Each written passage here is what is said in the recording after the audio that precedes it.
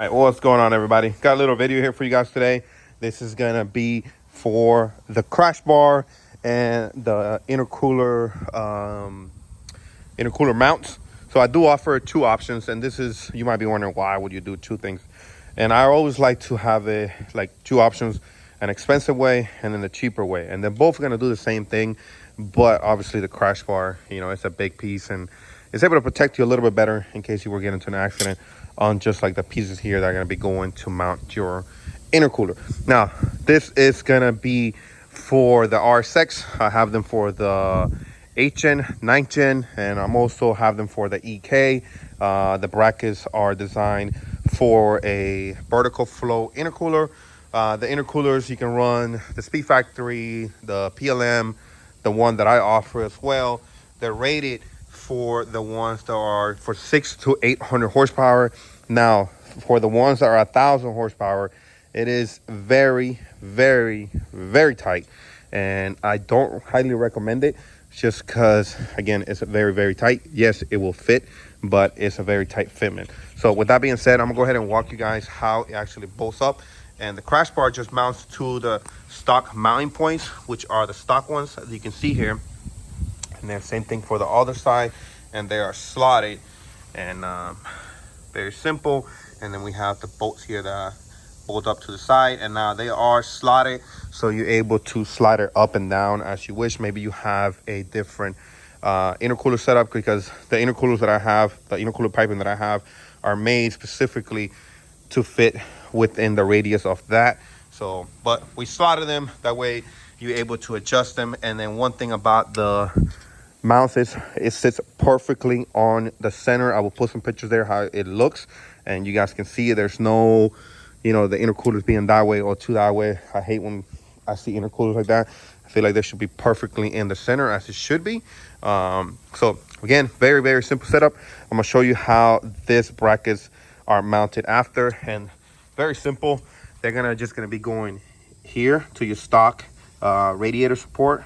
So two here, and then as well two here, okay? And then it's gonna be going out to here. Now, again, keep in mind, it is a very tight fitment.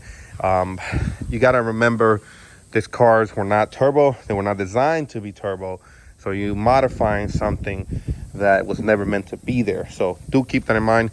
One thing that I forgot to mention is about the crash bar. It is a very, very, very, and I hate to keep saying that, because you guys gotta keep in mind, again, these cars are not turbo. They were not designed to be turbo, and you're modifying something. So you're gonna have to trim stuff as part of it. With the crash bar and the front part right here of your bumper, okay? There's like a stock little nipple that sticks out. You have to shave that smooth. If you don't, your bumper will not sit flush all the way, okay? I'm gonna say that one more time. If you do not shave that little part right here in the center of your bumper, okay? When you flip your bumper, you're gonna see it. There's like a little nipple there. You gotta shave it down smoothly.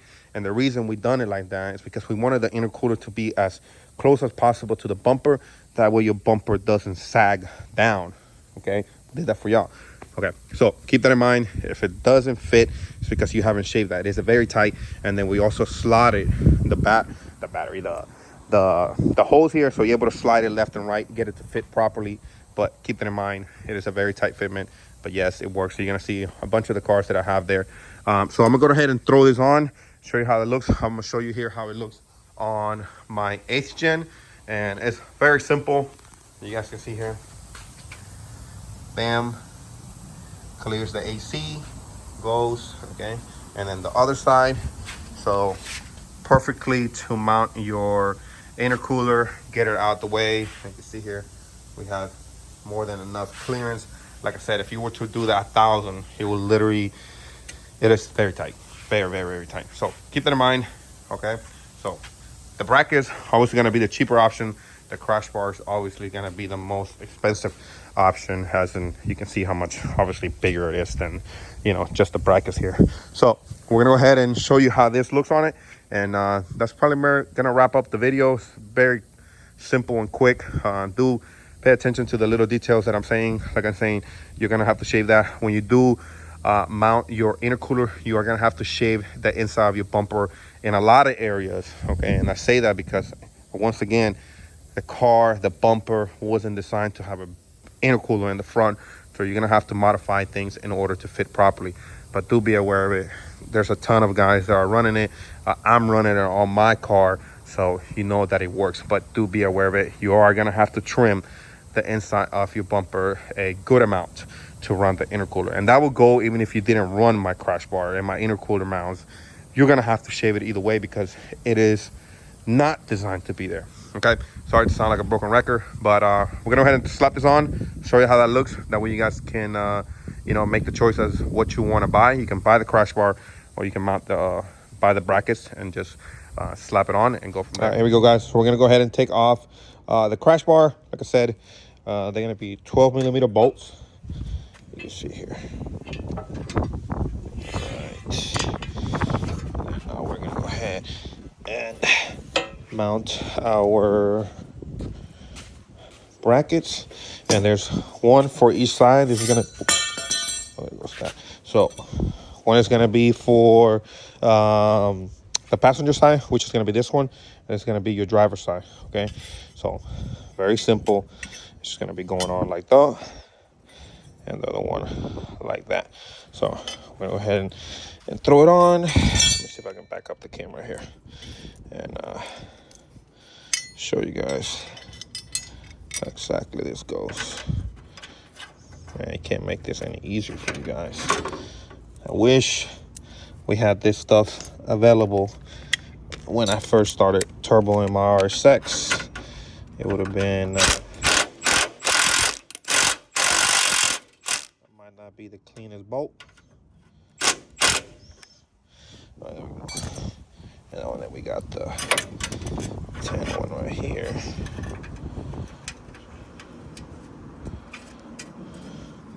Okay, and again, it's slotted, so we're gonna have some nice adjustment there. I'm gonna put it right there. We're gonna see how it looks. We'll go to the other side. And same thing. Check it out. I think this is the one right here.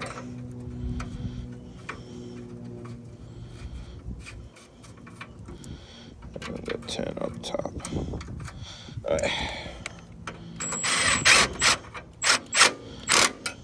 Ooh.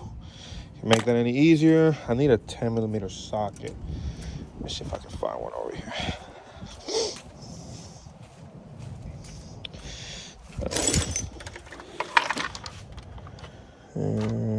Right here. There you go. Go ahead and tighten those up. Even though, oh, it's 12. My bad. Got the camera right in front of my face. All right, there we go. We're gonna go ahead and throw the intercooler on. See if I got some bolts here. There we go. I think these are 12. Oh yeah, there you go. All right, I'm gonna go ahead and throw the intercooler on. Bear with me here. I'm doing this one person. Would be better if you have somebody helping you, but you can do it by yourself. If I'm doing it. All right, there we go. All right. Telling y'all, bro. This is easy to turbo your RSX now. Check it out. Look at that. Now you have your intercooler perfectly in the center. Check it out.